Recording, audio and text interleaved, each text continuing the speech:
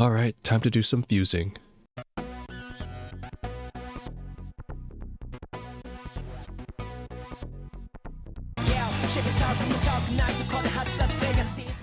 SMT3, also known as Shit.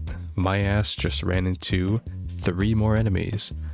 It has been a while since I actually played a very old title. The original came out in 2003 and well, it certainly still looks like it. After playing both Persona and Soul Hackers games, it's pretty neat to see that the demon designs have retained their identity from way back. And also I now understand how the foundation of SMT's themes founded the other IP spin-off titles. This title is much more focused and rooted towards a clash of ideals with dark themes and symbolism, depicting the form of reasons that wish to shape the new world. Despite being a philosophical game and me being dense, I actually was able to keep up with the story, so let's get into it.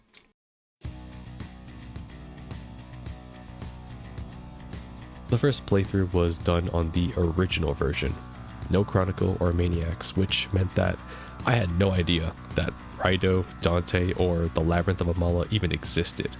After completing the game through all 3 versions, I'm honestly quite glad that the first run was without the extra content. It certainly made the game easier without having to fight all the fiends while progressing through the labyrinth, and it made me able to focus on where I was going in the Vortex world, which was already difficult enough. Sometimes I wish I knew where to go because those dimmed areas and red traps were so annoying that it made me feel like I was back in the Tomb of the Giants from Dark Souls 1. The level design is obviously very reused in many underground malls and subway dungeons. Atlas really likes their malls and subways for some reason. However, I find the ingenuity of the exploration in the puzzles of each dungeon to be quite fair. The Amala Temple and the Diet Building are good examples and the most memorable trial and error solutions, and if I wasn't making videos, I would have taken more time to explore the later dungeons. But I was quite decentivized to do so after finding out that there are so many empty rooms and the caches and chests didn't really reward me with anything meaningful.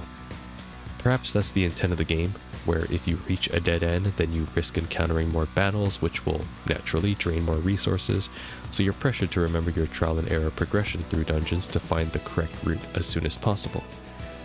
Through this thinking, it made me realize that SMT is truly an old school JRPG, where you're not going to get any visual guidance or handouts. Which also means that players need to pay flippin' attention to story dialogue when it appears because the NPCs aren't repeating it, and you're not getting a quest marker to tell you where to go, which is not as unforgiving as it seems in this title.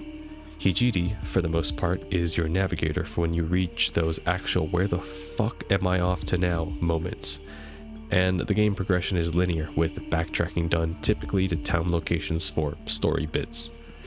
So let's talk about the conclusion of the story now, because everything leading up to the tower is pretty much on rails where you're just observing and watching these fools trying to one-up each other with their ideologies.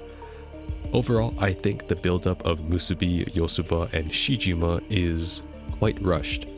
I believe it's because the story progression is in sequences where it's Hikawa and your classmates awaken to their ideologies at the same time.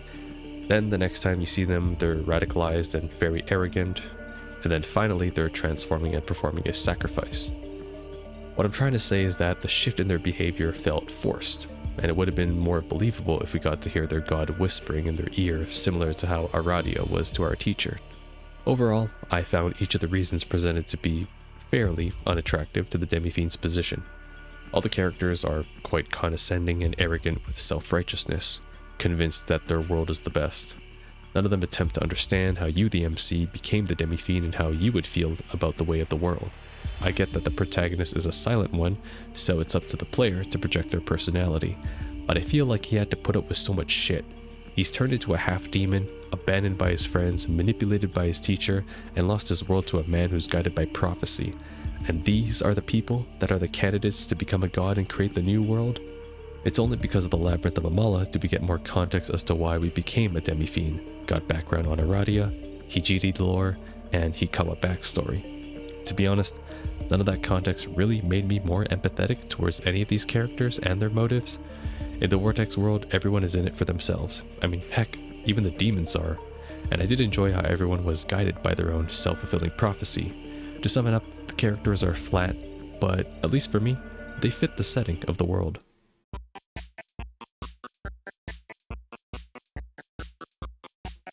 Let's start with the difficulty options. They invite a very welcoming or challenging experience based on your selection. Merciless adds a multiplier to your experience gained and damage dealt, while reducing damage taken, whereas Hard flips that script on you and also makes enemies go for your weaknesses.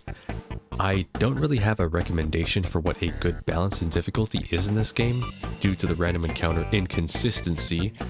Sometimes you get one shot by insta-kills, and sometimes you get back-to-back fights.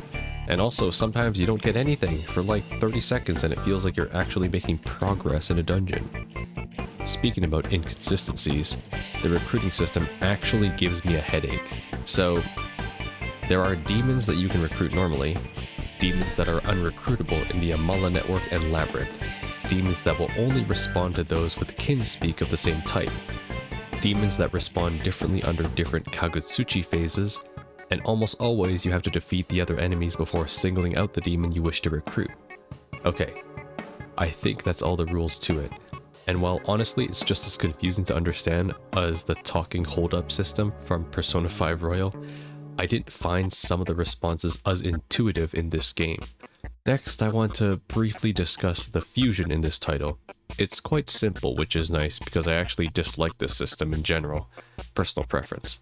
Most demons are recruitable via the random encounters, which is nice. Eventually you should be able to recruit roughly half the roster just through that, which speeds up most of the possibilities for fusing and higher level demons and sacrificial ones.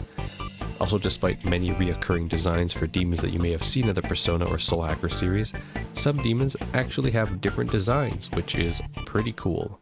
And finally, let's talk about combat. The press turn system is quite clever, and I enjoyed it. You get a full turn for each party member on your team, and one action costs a full turn. However, if you pass, you only lose half a turn, which means you can change your strategy and focus your taken actions on a specific member. Additionally, the combat system punishes you for failing attacks such as enemy blocks, dodges, and nullifies, as you lose 2 press turns. Other than that, battles are pretty straightforward with buffs, debuffs, and physical and magical attacks that you might be used to in the Persona or Soul Hacker games. The MC naturally grows through the Magatama system, which acts as both a traditional weapon and armor system for the Demi-Fiend. Most of them are quite easy to acquire in shops or a previous dungeon revisit. We don't talk about the Puzzle Boy Magatama. And the skills that you gain from mastering each one makes building a Demi-Fiend to your preference very easy as to compare to fusing yourself to gain abilities. And that's all I have to say about SMT3. It's an old linear JRPG experience without the usual quality of life that we're privileged to have in our modern titles.